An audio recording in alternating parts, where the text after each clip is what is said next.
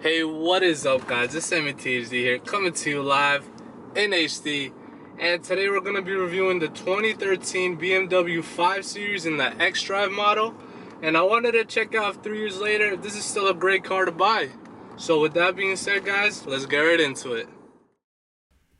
The 2013 BMW 5 Series is a special car because it offers large amounts of comfort, practicality, and performance. Now, if we begin to take a look at Audi and Mercedes, you'll start to realize that they usually try to improve on one of these directions, but not all three. So that's one aspect that BMW's 5 Series has going for it.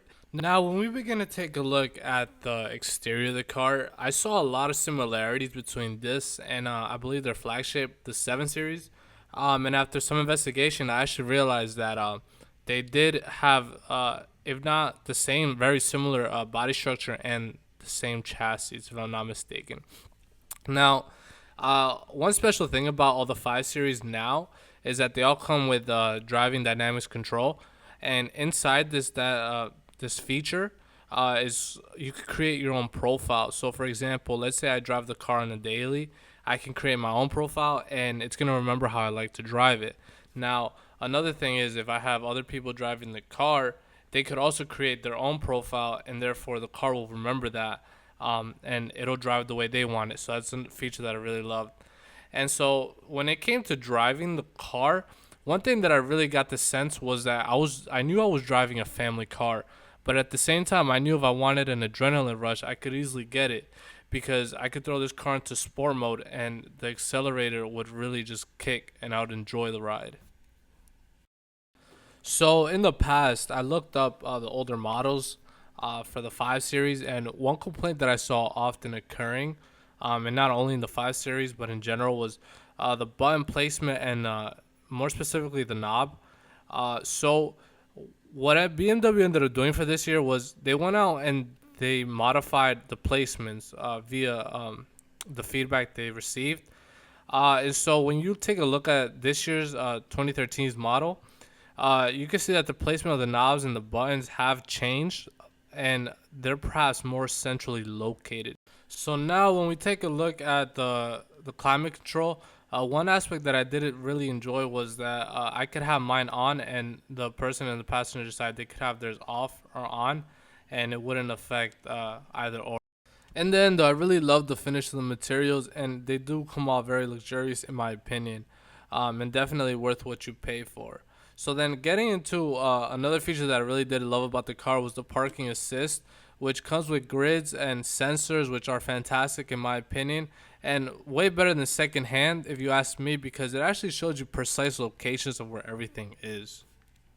And then finally, getting into the back of the car, uh, yes, the issues still somewhat remain about the back of the car not having much room, and specifically the back seats. But I actually want to make a point in saying that I actually don't think it's as bad as people say, because I had, in my instance, I had the seat pushed pretty far back, the driver's side, and then I would sit behind, directly behind, and I'm 6'2", so I still had, it was a little cramped, yes, but at the same time, I don't think it's as bad as people say, and most people I believe will fit perfectly fine.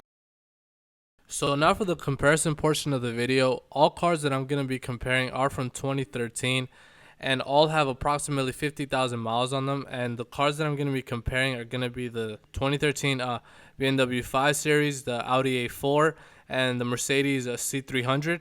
And the reason you're probably wondering why I'm comparing them is because when you'll see in the end, all the values of the other two, which are, when I mean the other two, I mean the Audi A4 and the Mercedes C300, they're the entry levels, and you're going to see how similar these prices come out to from the same year. And the BMW is the 5 Series, which is the more advanced. It's, I believe, the mid-level. So as we get into it, you're going to see that for a 3-year-old 5 Series, you'll get it for approximately $26,000, which still is a great value. And then when you compare that to the 2013 Audi A4, it'll come out to about 21,000 miles. I apologize, 21,000 for the same amount of mileage, and then the Mercedes 20,000 respectively. And so All right, so now you're probably wondering, well, yes, the BMW came out 6,000 more than the Mercedes and 5,000 more than the Audi. Now, this is where things start to get interesting. The BMW, and now I'm going to be comparing this in terms of running costs of the car for 5 years, assuming that's how long you own the car. So I'm only considering fuel, maintenance, and repairs because the insurance comes out to basically the same for all three. Um, so when you add up those total costs, the 5 Series comes out to $18,000. Okay, now comparatively, the Audi A4 comes out to 20,000, and the Mercedes comes out to 25,000.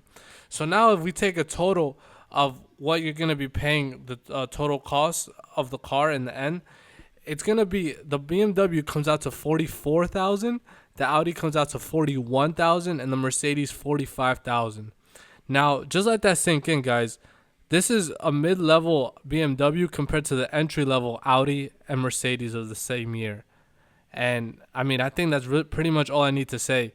If that's, in my opinion, that's why I still think this car is a great value, and this is why I made this video. And I'm gonna just leave it at that, guys. Yes, I understand there's different things to kind of consider, but I just wanted to bring this to kind of bring light to something that perhaps not everyone investigates. So with that being said, again, I want to give a huge thanks to Luis and Camilo for helping make this video possible. And I want to thank you guys so much for watching. Like and subscribe. If you have any feedback, put it down below in the comment section. I'll try to get back to you guys. Again, I'll try to come out with different but somewhat similar content. And if you have any suggestions, let me know, guys. And again, with that being said, thank you so much for watching again, and have a good one, guys.